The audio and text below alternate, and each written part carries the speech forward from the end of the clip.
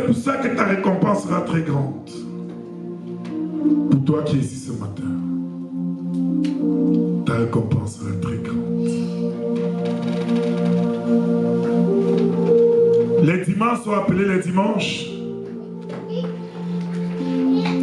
Mais ce qui se passe les dimanches ne sont jamais identiques. Si tu es ici pour la première fois, que Dieu te bénisse abondamment. Si ce n'est pas ta première fois, sois richement béni. Alléluia. Merci Seigneur. Je voudrais bénir l'homme de Dieu et l'autorité de cette assemblée, le pasteur Désiré, qui n'est pas là, mais il est représenté, il est valablement représenté par une partie très chère, parce que la Bible dit qu'ils deviendront une seule chair. Il est valablement représenté. Je bénis Dieu pour le pasteur Emmanuel, qui n'est pas là, suite à une occupation. Je bénis Dieu pour le vaillant serviteur. Je bénis Dieu pour vous tous qui êtes présents, pour mon caméraman. Pour les pianistes, un nouveau pianiste, frère, tu es béni abondamment. Que cette connexion t'influence au nom de Jésus. Je bénis Dieu pour mon frère Jean, qui se déploie puissamment par le Saint-Esprit d'être à la hauteur de la louange et l'adoration. Nous comprenons que rien n'a de barrière quand il y a le Saint-Esprit. Quand le Saint-Esprit a l'œuvre, il n'y a pas de barrière en quoi que ce soit. Alléluia. Bien-aimé, avant que je ne commence mon message, j'ai une interrogation à te faire. Et cette interrogation, je voudrais que tu médites bien sur ça. Il n'y a aucun être humain sur terre qui ne répond de personne. Alléluia. Il n'y a aucun être humain sur terre qui ne répond de personne. Alors la question que je voudrais te poser, c'est que tu réponds de qui? Quand je demande tu réponds de qui? Qui peut témoigner de toi? Qui peut témoigner de toi de façon vraie? Qui peut dire que je connais cette personne? Voilà son caractère, témoigner, étant fier dans son cœur. Qui peut dans ta vie? Alléluia. Il est très important qu'une personne témoigne de ta vie. Si tu estimes être enfant de Dieu, une personne au moins doit témoigner sur ta vie. Mais parce que tu es le fruit de plusieurs personnes de ta naissance jusqu'à l'âge dont tu es, tu vas répondre au moins de 2 ou 3 personnes qui peuvent te donner des directives, qui à un moment donné peuvent te dire ne fais pas et tu ne fais pas. Bien-aimé, je vais te le dire la vérité ce matin. Si dans ta vie, tu ne réponds de personne, c'est que tu n'as pas encore connu Jésus-Christ. Si dans ta vie, tu ne réponds de personne, c'est que tu n'as pas encore connu Jésus-Christ. Maintenant, je vais savoir faire la différence. Pour ce qui est de nos lieux de service, nous répondons avec précision, avec perfection. Mais hormis de ton lieu de service, sur le plan spirituel, tu réponds de qui? Tu es fils de qui? Tu es sous l'autorité de qui? Et c'est cette personne qui a l'autorité là peut témoigner de toi des qualités dignes de ce nom.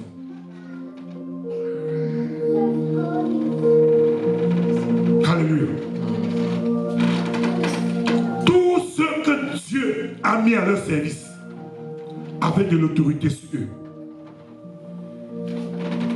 Et si tu estimes que tu crains Dieu, tu sais Dieu, tu es dans la maison de Dieu, et que tu n'as que pour référence Dieu, et tu sous-estimes les soins qui sont mis au devant de toi, tu es rebelle. Et tu n'es pas différent de Ésaïe 4, verset 1. Je vous ai dit que chaque fois qu'elle veut monter ici, on va commencer par ce verset. On va commencer par ce verset. Ésaïe 4, verset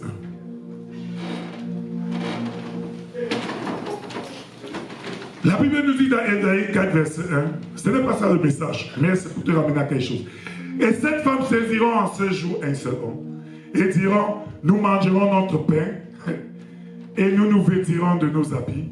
Fais-nous seulement porter ton nom, enlève notre opprobre. Et la révélation était très pertinente parce que c'était une prophétie à venir qui est aujourd'hui. Et le père de la maison pouvait nous expliquer clairement. S'il faut voir dans le sens propre, c'est encore presque une réalité vivante.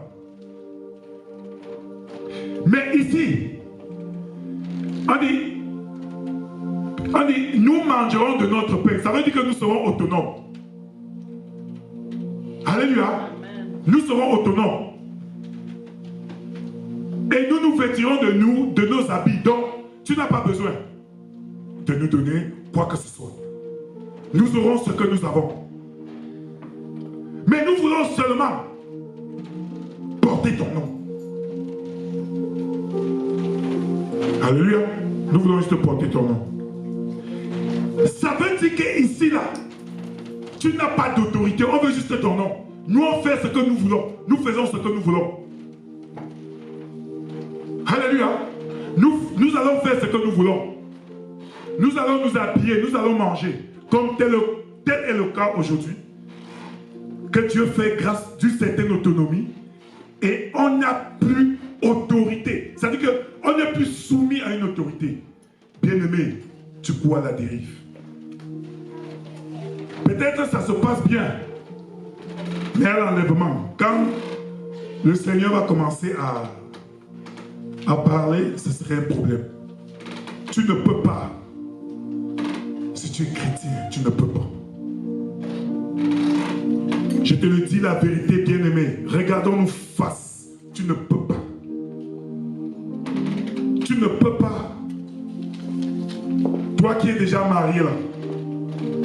Tu sais ce que la Bible a dit de l'homme? Toi qui n'es pas encore marié, qui aspire au mariage. Tu sais ce que la Bible dit de l'autorité? Toi qui n'es pas encore marié, si tu n'as pas encore compris ça, attends. Toi qui es déjà marié et qui joue avec, prends conscience. Prends conscience.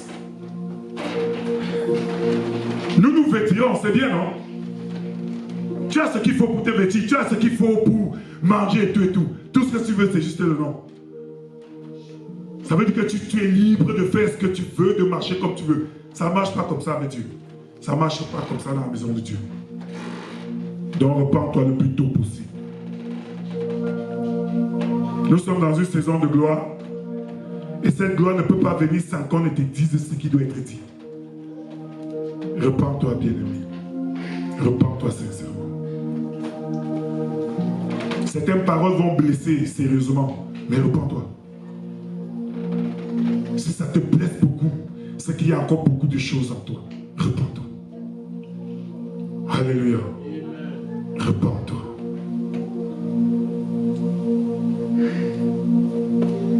Bien-aimé, l'autorité sur toi n'est pas ton ami. La familiarité crée le mépris de l'autorité. L'humilité n'est pas la timidité. Quand tu as en face de toi quelqu'un qui est humble, il n'est pas timide. Mais ce qu'il a un cœur chargé d'amour, qu'il estime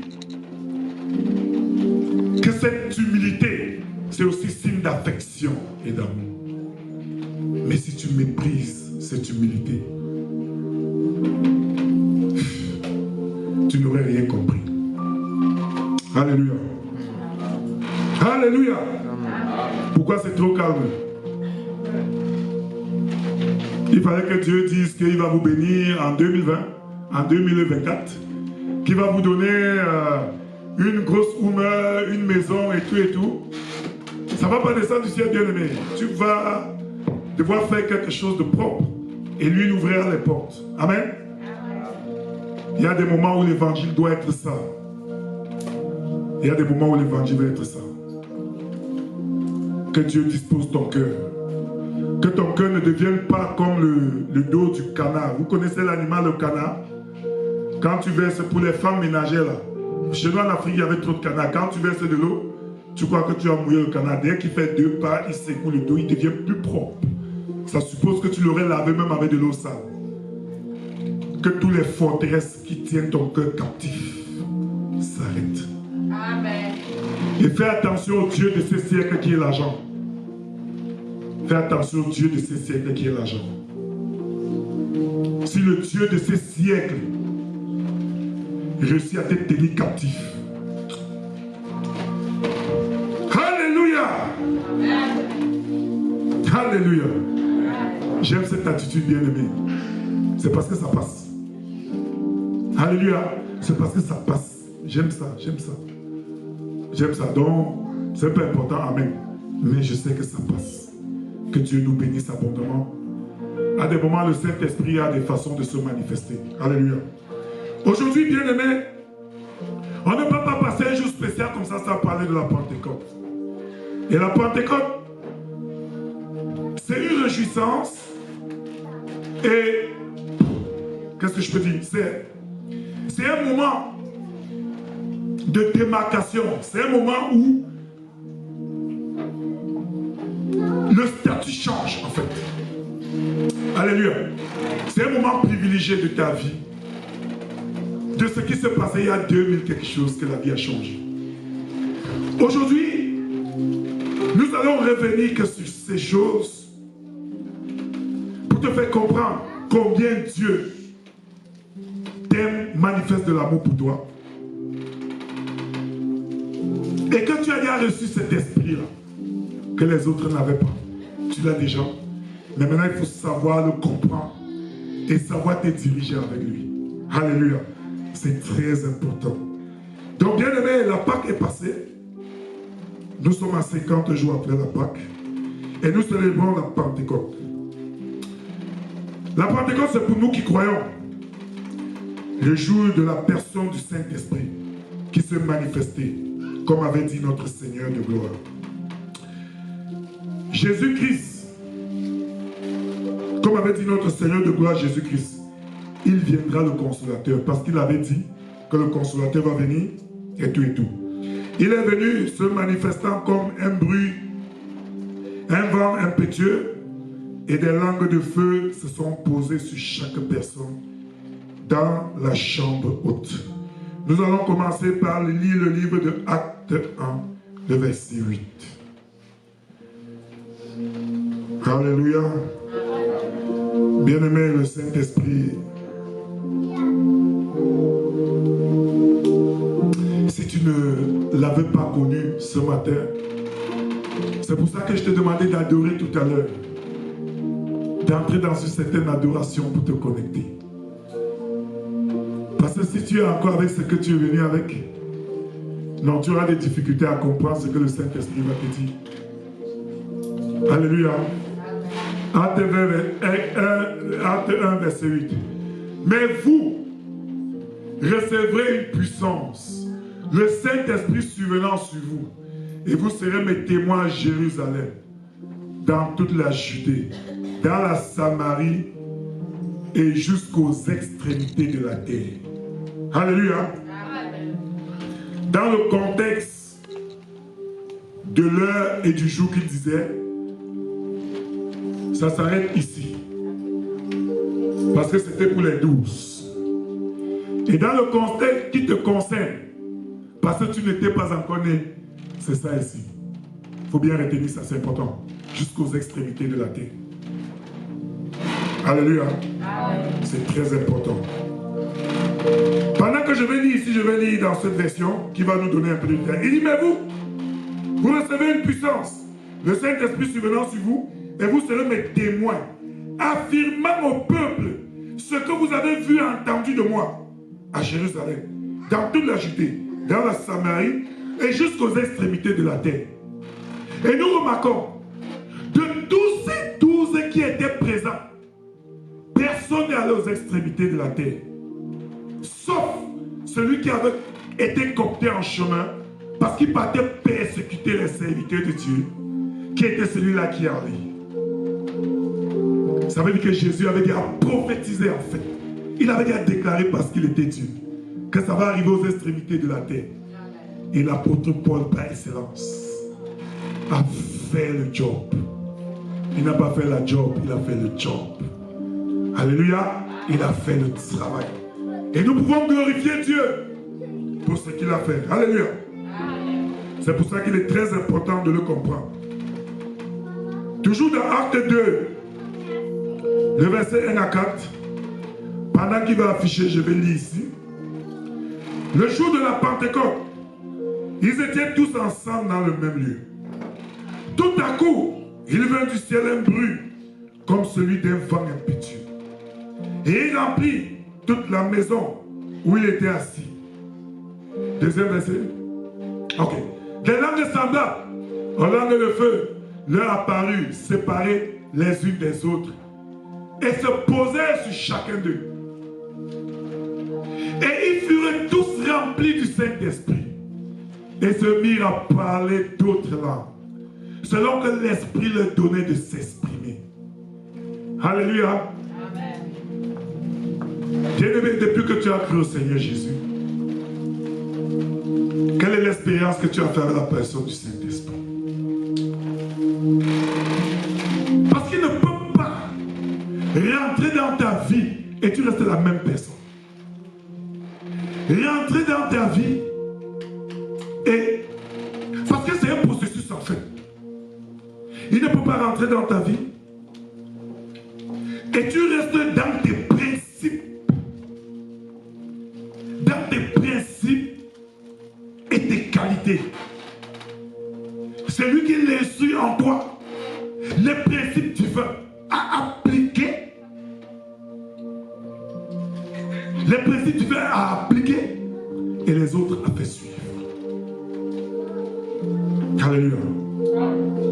Donc si tu me dis aujourd'hui que tu as reçu le Saint-Esprit, il est en toi, et que tu restes dans tes principes personnels, tu as un problème. Alléluia. You have a problem. Very serious, you have a problem. Aujourd'hui, on va être clair et net. Tu as un problème. Et le problème, c'est dans Ésaïe 4, le verset 1 que nous avons vu, qui est synonyme de la rébellion spirituelle. Parce qu'un rebelle spirituel n'a pas d'autorité sur lui. Donc ça veut dire, ce que le Saint-Esprit fait, il fait sa part, tu fais ta part. Il n'y a pas question qu'il fasse sa part et tu fais ta part. Il fait, tu obéis et tu marches. À défaut, tu n'es pas avec lui. Même si tu crois bénéficier des avantages de la grâce, bien-aimé, il y a un seuil où tu peux pas. Seigneur, fais-moi voir ta gloire depuis janvier. Dieu veut te faire voir sa gloire. Mais pour que tu atteignes cette dimension de gloire, où tout te sera ouvert, avec puissance, autorité, il va falloir que tu l'obéisses. Et que tu écoutes la personne du Saint-Esprit. S'il te dit de changer, s'il te dit que ton soulier là, ce n'est pas important pour toi parce que lui va te convaincre, change-le. Tu es libre de ne pas changer. Alléluia. Tu es libre de ne pas changer. Mais il sera mieux pour toi de le changer. Il serait important pour toi de le changer. Je rends grâce à Dieu pour toi qui est ici ce matin. Il y a certains gens de clôture qui ne viennent que pour les élus. Et quand il dit, je vous ai élu avant la fondation du monde, pour que vous soyez saints et répréhensibles, et que vous me manifestez ma gloire en ce moment précis. C'est aussi des jours précis comme celle-ci. Alléluia. Amen. Donc pour nous qui dépendons entièrement du Saint-Esprit en personne. Pour marcher selon la loi et non la vue, selon la foi et non la vue, et vivre non selon la chair, mais par l'Esprit. C'est une occasion de nous souvenir de la raison pour laquelle Jésus est venu vivre, annoncer la bonne nouvelle, mourir crucifié. Bien-aimé, pour toi et moi, qui dépendons entièrement, j'espère que tu dépends entièrement du Saint-Esprit. J'espère bien que tu dépends entièrement du Saint-Esprit. Donc pour toi et moi qui dépendons du Saint-Esprit, ce jour, dépendre du Saint-Esprit, ça veut dire que j'agis par la foi. Parce que la foi est une preuve assurante des choses qu'on espère. Une démonstration de celles qu'on ne voit pas. Hébreux 11, verset 1. Dans le verset 6, il dit, non fils, laisse, tu n'as pas besoin. Dans le verset 6, il dit, pour que tu croies que Dieu existe, il faut croire qu'il est le rémunérateur de tous ceux qui le cherchent. Ça veut dire que pour que tu prétendes que Dieu existe, crois d'abord que c'est lui qui rémunère tous ceux qui le cherchent. Ça veut dire que quand tu cherches Dieu, il va te rémunérer. Alléluia. Et par-dessus tout, ta foi va être l'essence et le moteur par excellence de déclencher des choses extraordinaires. Si tu veux une saison de gloire dans ta vie, bien-aimée, passe à une dimension à partir de ce matin. Ce que tu gagnes là, c'est la miette. Tu n'as rien, je t'assure. Je te dis la vérité, tu n'as rien. Parce que le roi Salomon, avec toute sa gloire, a dit qu'il a vu sur la terre les rois, les princes marcher à pied, les esclaves sur les chevaux. Bien-aimé, un roi qui a tout eu, même les habits, même sa valet. Le dépositaire de la sagesse divine. Alléluia. Bien-aimé, le Saint-Esprit que tu as reçu, l'Esprit de Dieu est en toi. Parce qu'il dit, je vous enverrai le consolateur. Maintenant, le Saint-Esprit est le régulateur. Si le Saint-Esprit vient, il ne voit pas l'Esprit de Dieu en toi. Il ne peut pas se manifester. C'est clair et net. Pourquoi est-ce qu'il voit l'Esprit de Dieu en toi? Parce que tu as confessé Jésus-Christ. Et nous croyons que nous tous ici, nous avons confessé Jésus-Christ. Confesser Jésus-Christ te donne le droit. Un peu comme tu prêtes allégeance, quand tu veux signer la nationalité, tu déclares. On a mis le cachet, on t'a donné un papier qui te donne la légitimité. Donc du coup, tu jouis de tous les droits. C'est pour cette raison que quand tu as un problème, l'État te cherche. De la même manière que tu as cru au Seigneur Jésus. Le Saint-Esprit étant en toi, tu appartiens au royaume. Alléluia, l'Esprit de Dieu étant en toi, tu appartiens au royaume. Et le Saint-Esprit, qui est l'administrateur, qui est le gouverneur des choses de Dieu sur la terre, va travailler avec toi. Donc quand tu me dis, je suis chrétien, votre truc de Saint-Esprit, c'est les blabla. Maman, tu n'es pas chrétien. You are not a Christian. Si tu te réclames chrétien, chrétien vient de Christ. Ce ne sont même pas les chrétiens eux-mêmes. Mais c'est les hommes qui ont vu une vie. Dans la vie des hommes, et on dit, wow, cette vie est identifiée à celui qu'on a crucifié là. Parce qu'il réveillait les morts, il opérait les miracles, il faisait tellement de choses. C'est à partir de cette identification qu'on a donné le nom chrétien qui venait de Christ. Alors quand tu portes chrétien, je suis chrétien. Ton identité, rien, c'est quoi? Alléluia.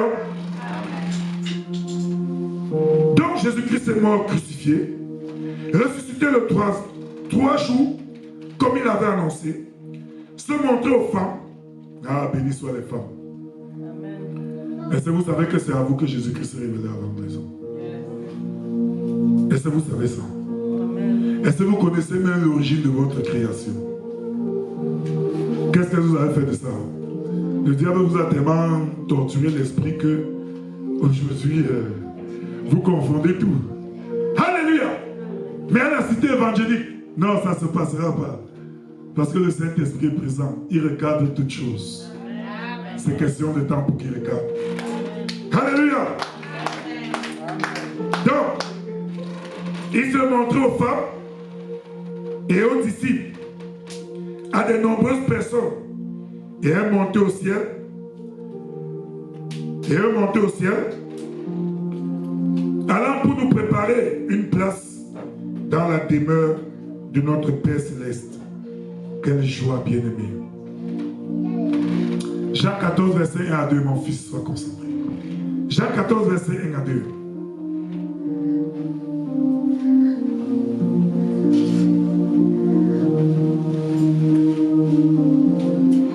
Alléluia. Je vais lire dans la version, si j'ai juste de 1 à 2, vous allez comprendre quelque chose de pertinent. Il dit, que votre cœur ne se trouble point de peur de relâchement. Alléluia. Bien-aimé, même nous les serviteurs, le cœur est troublé. Mais s'il y a une chose que je ne peux pas lâcher, quel que soit ce que mon cœur subit, c'est Jésus-Christ. Parce que c'est le seul qui pourra me relever. C'est l'unique qui pourra te relever, bien-aimé. Alléluia.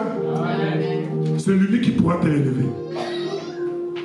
Ce n'est pas une raison pour toi de ne pas voir ton leader comme celui qui a autorité sur toi. Parce qu'il y a des moments où tu subis tellement des fracasses. Je prie Dieu, va avec ton leader. Va avec celui qui a autorité sur toi. Vous allez prier. Le Seigneur va lui dire des choses pour toi. Alléluia. Le Seigneur va lui dire des choses pour toi. Et il dit que votre cœur, de peur, de relâchement, croyez et ayez confiance en Dieu. Et croyez en moi. Ayez la foi. Accrochez-vous. Fiez-vous à moi et persévérez. Alléluia. Bien-aimés, ces mots ne sont pas au hasard. Ces mots sont là pour un but précis. Alléluia. Et il dit, il y a plusieurs demeures. Des mentions, des manuels de résistance dans la maison de mon Père. Si cela n'était pas, je vous l'aurais dit. Je vais vous préparer une place. Bien-aimé, réjouis-toi. Parce que quel que soit le cas, notre Seigneur de gloire va te préparer une place. Il est en train de te préparer une place. Bien-aimé, les circonstances de la vie peuvent émaner d'un trait de caractère en toi. Mais regarde au Seigneur Jésus-Christ. Si tu le regardes fièrement, avec droiture, lui va modifier. Il va changer. Parce qu'il est le meilleur. Alléluia. Luc 24, verset 49.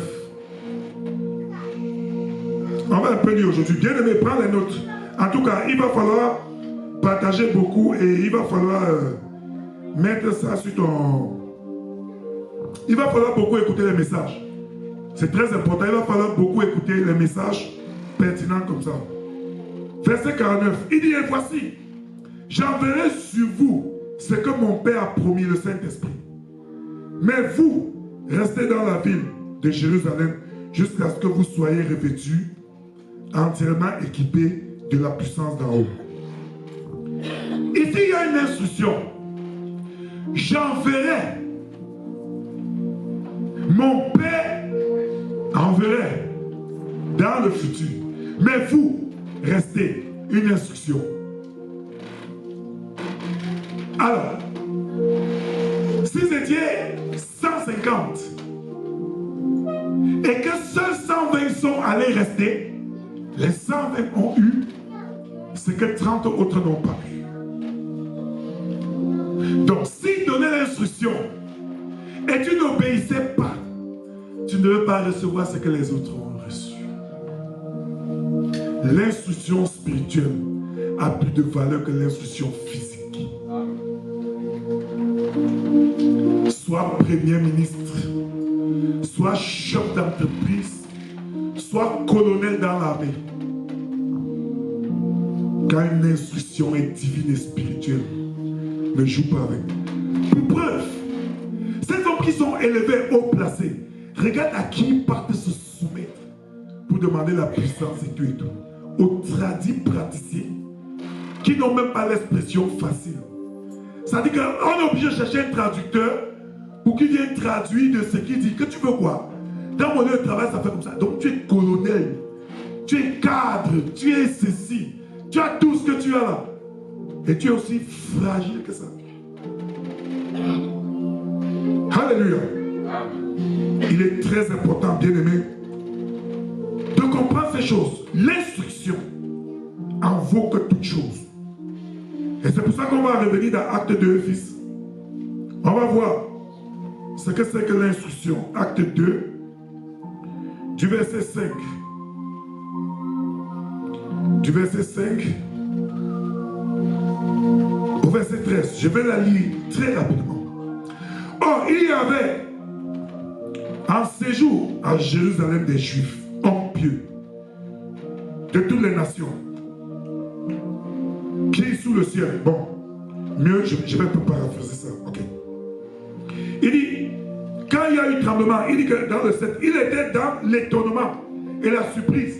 Et il disait les uns aux autres, voici ces gens qui parlent, ne sont-ils pas galiléens? Il dit que, quelle est l'identification qu'on t'a donnée pour définir ce que tu es? C'est-à-dire au point où même dans les voies de Dieu, on te regarde comme l'identité de ta position géographique. Bien-aimé, ouvre grand tes oreilles. C'est-à-dire on te regarde selon ta position géographique, selon d'où tu sors, pour définir qui tu es, selon tes antécédents, que ce soit familial ou ton parcours même scolaire, pour définir qui tu es. C'est ce qui s'était passé à Galilée. On continue. Et puis, voici ces gens qui parlent, ne sont-ils pas des Galiléens? Ça dit que, ne sont-ils pas des gens, quel est le quartier le plus fracas ici? Hein? Ah, Limoilou. Mais dis donc, le gars, s'ils ne sont pas de Limoilou, les gens, si, ils sont de Limoilou, non? Mais comment ils font pour parler un peu comme les nobles? Pour se mettre même à s'exprimer de cette façon. Alléluia. Et il continue. Et comment les entendons-nous dans notre propre langue à chacun? Dans notre langue maternelle. Bien aimé, c'est ce que le Saint-Esprit peut faire. C'est pour ça que je bénis Dieu pour notre frère qui chante ici. Ça, c'est l'œuvre du Saint-Esprit. Ce n'est pas sa connaissance. Il dit, écoutez les races, hein. Il y avait les Pathès, les Médès et Lamites, ceux qui habitaient la Mésopotamie, la Judée, la Cappadoce, le Pont, l'Asie mineure, la Phrygie, la Pamphylie, l'Égypte, le territoire de la Libye voisine, de Cyrène, Éthiopie et tout ça, et ceux qui sont venus de Rome, juifs et prosélytes, païens convertis au judaïsme, crétois et arabes, donc même les arabes étaient là. Alléluia, même les arabes étaient là. Alors, comment les entendons-nous parler de nos langues indigènes des merveilles de Dieu? Bien aimé, quand un gars se déplace d'un territoire pour venir dans l'autre, parce qu'il a la quête de la connaissance, ce n'est pas n'importe qui se déplace pour arriver, bien aimé. Alléluia. Cet homme était régulier à Jérusalem et il venait étudier la Torah. Il venait écouter la Torah et il rentrait prêcher cette parole. Alors, chaque fois qu'il venait à Jérusalem, il connaissait quand même que bon, à tel endroit, c'est des villageois, c'est des vauriens, c'est des bandits, c'est des voyous. Ici, ce sont les nobles et tout, et tout, et tout. Les Samaritains, on les connaissait, c'était des opposants d'office. Et il n'y avait rien entre eux, les Juifs. Donc, il y avait tout ça. Donc, ils les connaissaient. Et ils se sont posé la question. Comment est-ce possible? Par quel miracle, par quelle alchimie, ce villageois peut parler mon patois, mon langage est soutenu. Et de quoi? Des merveilles de Dieu que je suis venu entendre ici. Bien-aimé, peut-être c'est ton identité. Mais sache que le Saint-Esprit est trop puissant. Il est au-dessus de toutes choses. Alléluia. Alléluia. Et il continue. Il dit, ils étaient tous dans l'étonnement. Et ne sachant que penser, ils se disaient les uns aux autres, que veut dire ceci? Mais d'autres se moquaient et disaient, ils sont pleins de vin doux et sont ivres.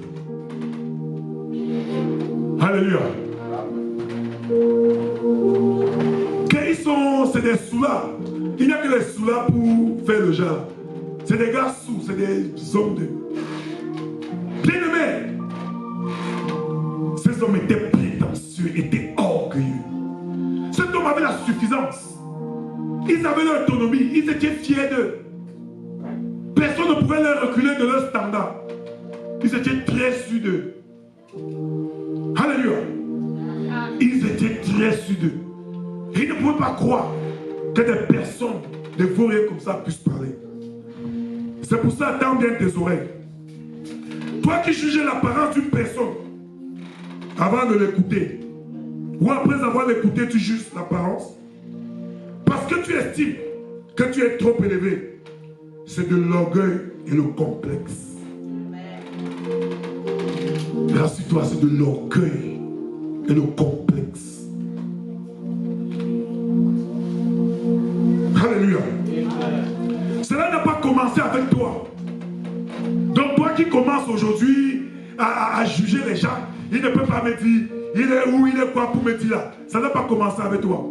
Tu n'es pas dans la sauce parce que ceci au moins n'est pas dans la Bible. Dans quelle manière on parle de toi? Dans quelle manière on parle de toi? Pour que tu te permets de juger la créature de Dieu. Même s'il n'est pas enfant de Dieu, tu n'as pas le pouvoir et la puissance de juger. Alléluia. Tu n'as pas. Alléluia. Tu n'as pas. Parce que Dieu a fait parler l'âne. Dieu a fait parler l'âne. Et il te dit que tu as plus de valeur que l'animal. Que tout être humain créé, même si c'est un sataniste, il a plus de valeur qu'un animal. Et il a fait parler l'animal. Mais toi, tu juges un être que Dieu a créé. C'est un dangereux complexe. Bien-aimé, fais attention.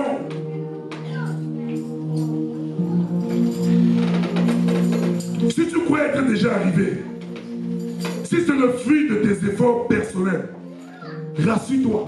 Si tu es enfant de Dieu et tu crois que là où tu es arrivé, c'est le fruit de tes efforts personnels, je te conseille de rentrer, lire encore Ésaïe 4, verset 1. Je te conseille de rentrer encore, lis Ésaïe 4, verset 1. Tu auras la réponse à ton attitude. Et l'humilité précède la gloire. Dieu brise les orgueilleux.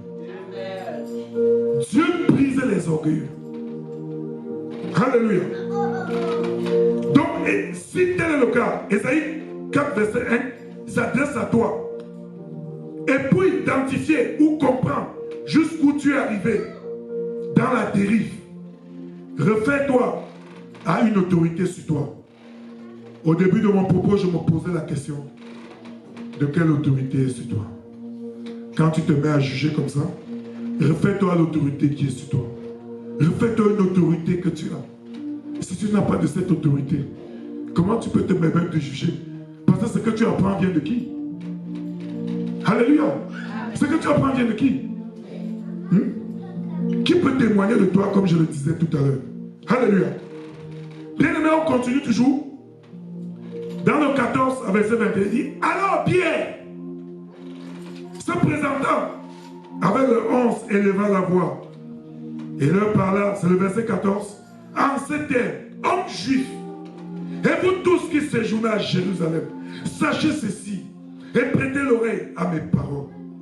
Ces gens ne sont pas ivres, comme vous le supposez, car c'est seulement la 3e heure du jour. Bien élevé, donc ça veut dire qu'il y avait une heure même pour boire. On savait que à la 3e heure du jour, donc à 9 h du matin, un homme ne peut pas être sous. C'est le soir, là, après le travail, là, qu'un homme peut être pété. Comment tu dis le matin qu'un homme est sous? Donc on avait eu certaines règles. Toi que le matin à 6 heures, tu es saoul. Tu as pu ta part que de faire attention. Tu dois saouler du Saint-Esprit. Alléluia. Il dit, mais c'est le début, ce qui a été dit dans le prophète Joël. Dans les derniers jours, dit Dieu, je répandrai mon esprit sur toute chair. Vos fils et vos filles prophétiseront. Vos jeunes gens auront des visions. Et vos vieillards auront des songes. Oui, sur mes serviteurs et sur mes servantes, dans ces jours-là, je reprendrai de mon esprit et ils prophétiseront. Bien-aimé, c'est pour toi. Bien-aimé, c'est pour toi. Il dit à la fin des temps, les fils et les filles, sans distinction. Mais cela n'exclut pas ce qu'on appelle le libertinage. Cela ne te donne pas le droit d'agir en libertinage.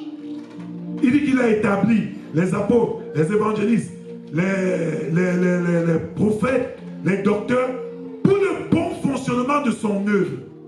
En dépit de tout ce que tu as, en dépit de tout ce que tu reçois, en dépit des révélations que tu reçois, il a établi les autorités qui doivent discerner ce que tu as. Parce que l'ennemi aussi te souffle des choses. Ils doivent discerner et te donner le bon qu'il faut afin que tu sois rempli, devienne assez puissant et que tu deviennes aussi une source de bénédiction pour la génération qui arrive. Alléluia. Alléluia. C'est très important de noter ça. Donc il dit, alors, quiconque invoquera, il dit, le soleil se changera en ténèbres.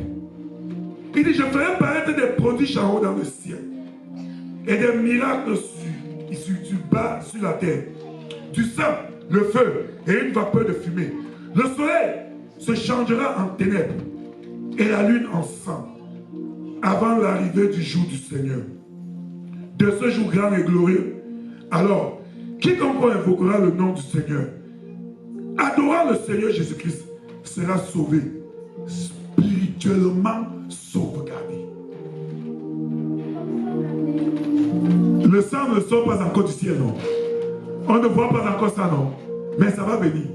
Mais en attendant que ça arrive, dispose-toi bien. Disposons-nous. Nos enfants ont besoin de ça. Notre attitude spirituelle a un impact dans la vie de nos enfants. Cache comme tu veux. Donne tout ce qu'il faut à l'enfant. Nourris-le, donne-lui dans des grandes écoles. Ton impact spirituel va affecter sa vie. Si tu es négatif, ça va agir sur l'enfant. Si tu vas chez le tradit praticien, le gène va infecter l'enfant. Si tu suis Dieu avec le Saint-Esprit va agir. La puissance de Dieu, ta couverture. Crois au Seigneur Jésus, tu seras sauvé, toi et ta famille. C'est un principe. Alléluia. Bien-aimé, c'est un principe. Donc, bien-aimé de grâce, la parole est vraie. Nous devons nous réjouir de ce que le Saint-Esprit fait et opère. Et si tu crois que c'était seulement parce que les apôtres avaient eu, le prophète Joël avait prophétisé qu'à la fin des temps, Dieu, par son esprit, va parler à ses enfants. Il va déposer son esprit. Les hommes vont prophétiser. Mais maintenant, est-ce que c'est tous ceux qui prophétisent là qui viennent de Dieu? Non. Il y a un esprit de séduction qui est entré dans la prophétie aujourd'hui. Aujourd'hui, tout homme est devenu prophète. Tout pasteur qui a bien commencé est devenu prophète. Ne nous leurrons pas. Que Dieu me pardonne, je ne juge pas un nom de Dieu. Mais je veux simplement dire, attention aux prophéties. Et si tu veux savoir d'où la prophétie peut être jugée et être certifiée, tu reviens dans Élie et Samuel, le petit garçon Samuel. Alléluia. Voilà le prototype du leader spirituel qui pourra te donner le discernement. Le petit Samuel, Dieu l'a appelé avec la voix de celui qui était l'autorité sur lui. Il n'a que reconnu la voix de l'autorité sur lui. Et Élie dormait. Il est allé vers Élie. Élie a dit, fils, rentre dormir, ce n'est pas bon. Il est revenu la deuxième fois, rentre dormir. La troisième fois, il a compris que non, là c'est Dieu qui a appelé l'enfant. Et il a dit à l'enfant, retourne. Si la même voix t'appelle, il répond, Seigneur, ton serviteur t'écoute. Et c'était la rupture entre que Élie devait instruire l'enfant et Dieu. Élie avait bâti la vie de Dieu dans Samuel. Il a donné les dispositifs à Samuel à écouter Dieu, à obéir Dieu et à faire le travail. Et son cœur était pur autant. C'est pour ça que quand l'Esprit de Dieu vient l'appeler, et quand il a accepté, Dieu s'est identifié maintenant à la voix qu'Élie devait comprendre et savoir que c'est Dieu. Ça veut dire, si la voix d'Élie revenait encore, Samuel ne devait pas accepter et devait comprendre qu'ici il y a un problème. Parce que Dieu s'est identifié à moi avec une voix. Une autre voix appellerait Samuel, il ne devait pas accepter. Quelle est la voix qui t'appelle? Quelle est la voix qui te parle? Quelle est la voix qui te donne de prophétiser? Tu as entendu? Quelle est la voix qui te prophétise? Qui a examiné cette voix pour que tu te réclames être prophète, prophétesse? Qui a certifié? Quelqu'un doit certifier. Dieu m'a convaincu. Oui, Dieu t'a convaincu. Il a mis des hommes pour attester et pour juger si c'est vrai. Alléluia. Alléluia. Bien-aimé, le Saint-Esprit est très puissant. C'est pour ça qu'il te prépare ce matin à ne pas blaguer, à ne plus jouer avec lui, bien-aimé. L'engagement que tu as pris de suivre Dieu par son Fils Jésus-Christ, il te rassure qu'il sera avec toi. Bien-aimé, il te rassure qu'il sera avec toi. Il a dit dans Matthieu 28, allez dans toutes les nations, prêchez la bonne nouvelle, annoncez, baptisez-les à mon nom. Vous allez opérer des miracles, vous allez guérir ceci. Et il dit, je ne vous laisserai pas seul. Je serai avec vous tous les jours jusqu'à la fin du temps. Waouh! Et tu crois que tu fais de toi?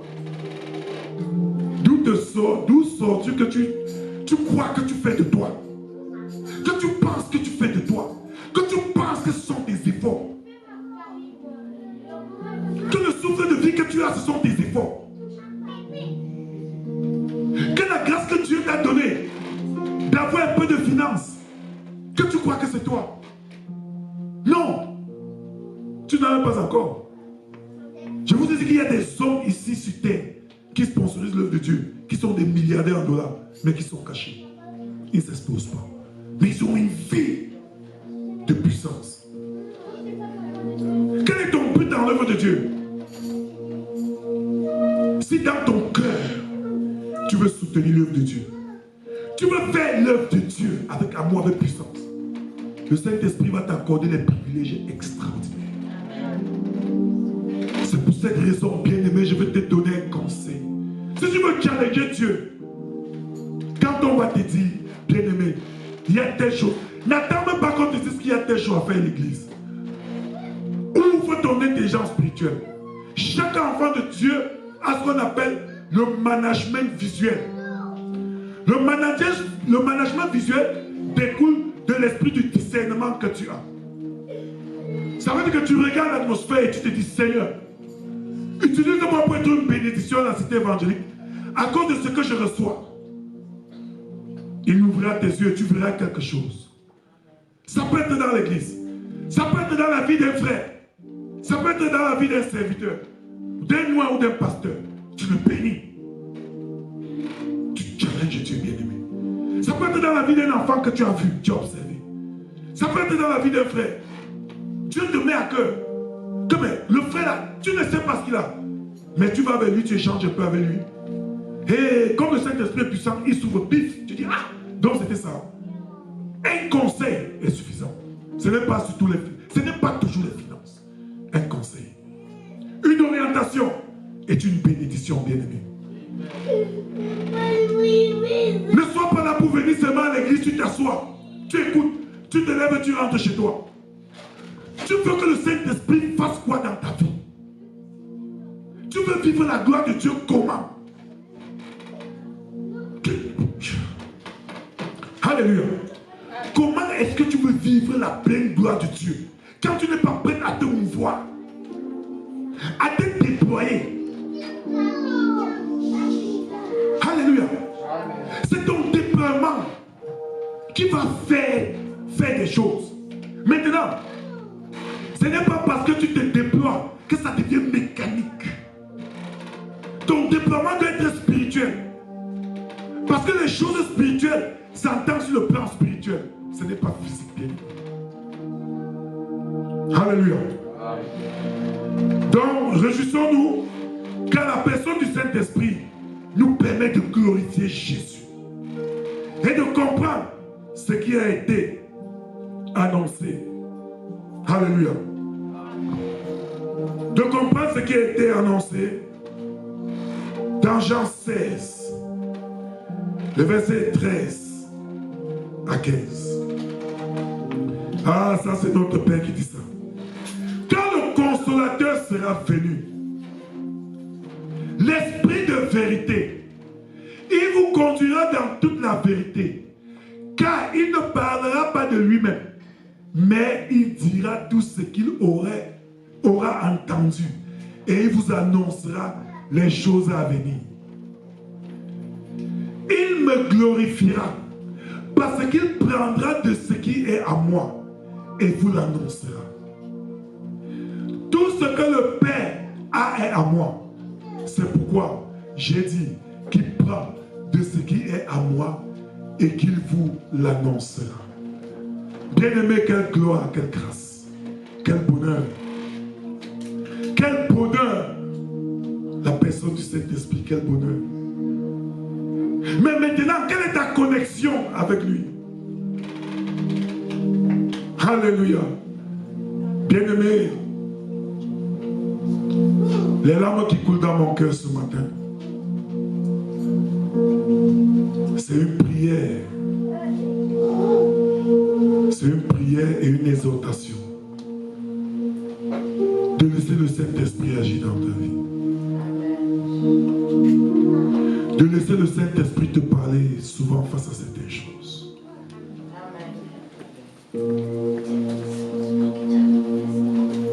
De laisser le Saint-Esprit se mouvoir dans ta vie. De lui donner une place d'honneur.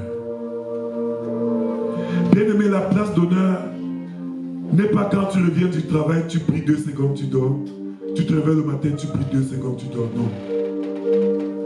La place d'honneur, c'est chaque seconde de ta vie. Pendant que tu es en train de travailler, si on te permet d'avoir les écouteurs dans ton lieu de service, tu mets une adoration comme celle que nous avons écoutée tout à l'heure. Tu écoutes. Plus tu veux écouter, ton cœur sera en joie. Dans ta voiture, mets l'adoration. Mes enfants me connaissent. Ils me connaissent, bien aimé. Si tu rentres chez moi, tu ne vas qu'écouter les adorations. Je danse souvent, mais très peu. Mais pour ce qui est de l'adoration, c'est une partie de moi. Ça doit être une partie de toi. Avec ça, ton cœur sera toujours disposé à que le Saint-Esprit puisse se mouvoir. Ton cœur sera disposé à ce que le Saint-Esprit puisse te transformer. Mais si à un moment donné, tu n'écoutes pas, les enseignements, tu fais quoi? Tu ne lis même pas à la dimension, parce que la lecture est aussi importante. Tout n'est que priorité, travail, argent, facture et tout et tout. Bien aimé, tu pars où? Après ça, tu seras quoi? Alléluia. Bien aimé, je suis allé dans la maison de retraite. J'ai vu des hommes qui étaient des hommes dans cette vie. Aujourd'hui, c'est l'été.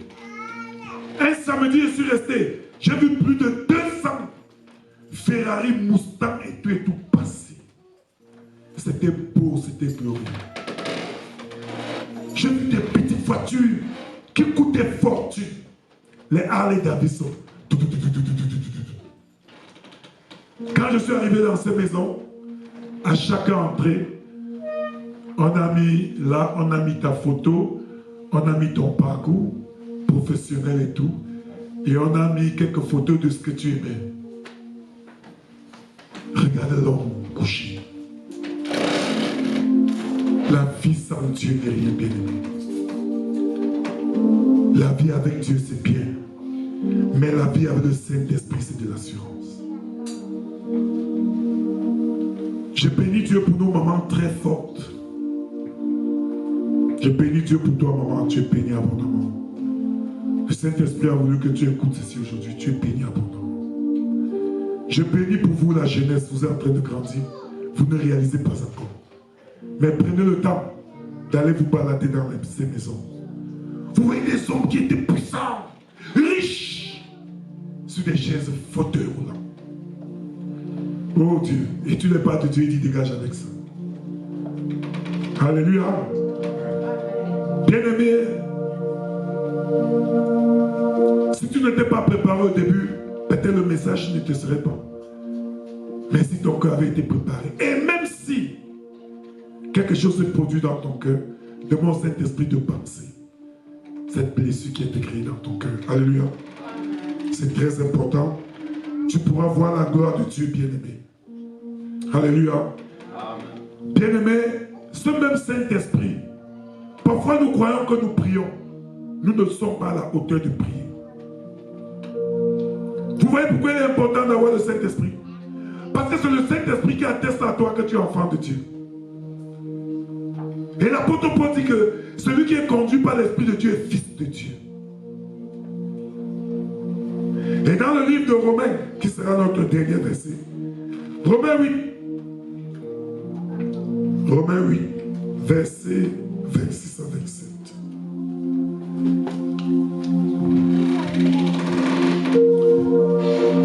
De même aussi, l'Esprit nous aide dans notre faiblesse.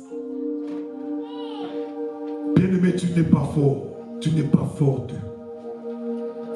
C'est la grâce de Dieu en toi. C'est le souffle de vie et l'énergie qui te met là, qui te fait croire que tu es fort. Tu n'es pas.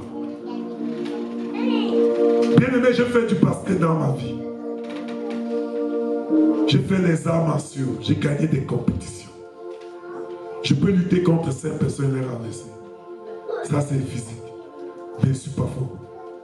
Je vous dis sérieusement, je suis un maître d'arts martiaux. J'ai fait du basket de haut niveau. Donc je sais choquer. Mais c'est éphémère, bien-aimé. C'est rien.